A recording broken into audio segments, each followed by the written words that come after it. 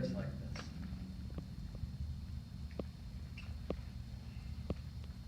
Long ago in the Carway country, there was a prancing hen who was going to have a fancy fall and invite all the pitch people. The prancing hens loved the pitch people because they had lots of money and he had lots of money, and it was great.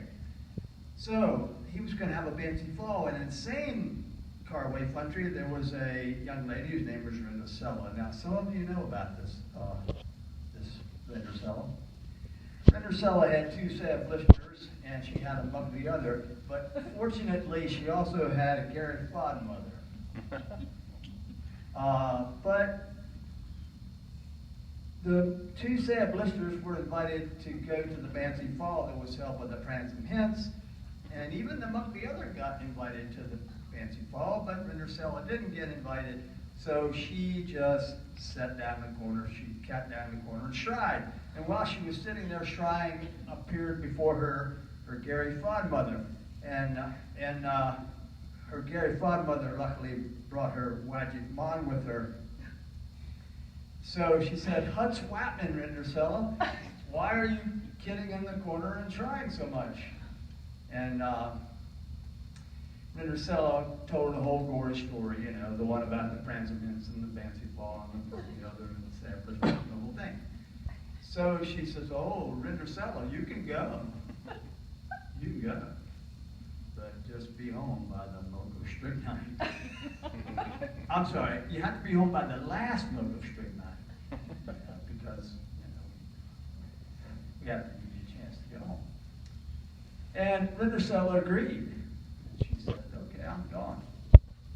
So she got all dressed up, and she went to the fancy ball, and she got to the castle, and she went up the stairs to where the ballroom was, and the first person she laid eyes on was the prancing hens. And of course, they ended up dancing all day, and in fact, they actually love and fove with each other that night. And they love and fove and danced all day, and everything was really great. And you know what happened next, right? Bong, bong, the Mocha Street night. Bong, bong.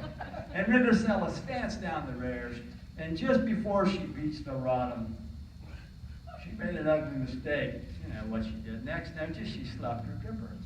That's right. Well, she went all the way home without that slop dripper, but the very next day, the prancing hens was walking around the castle, and he got to the bottom of the stairs, and he found the slop dripper, and he picked it up, and he called in his faithful servant. He said, "Faithful servant, come over here, I got a job for you.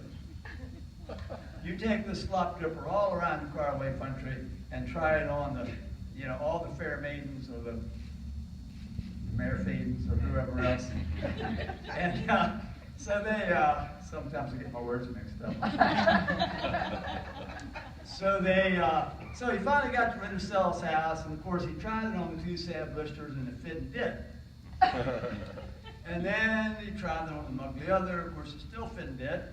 And then Rindercella came up out of the basement. She was down there doing something with the, I don't know, the cinders or something down in the basement, or the clinkers or the whatever. So the faithful servant tried the slop dripper on Rindercella. It fit it. It was exactly the sight rise.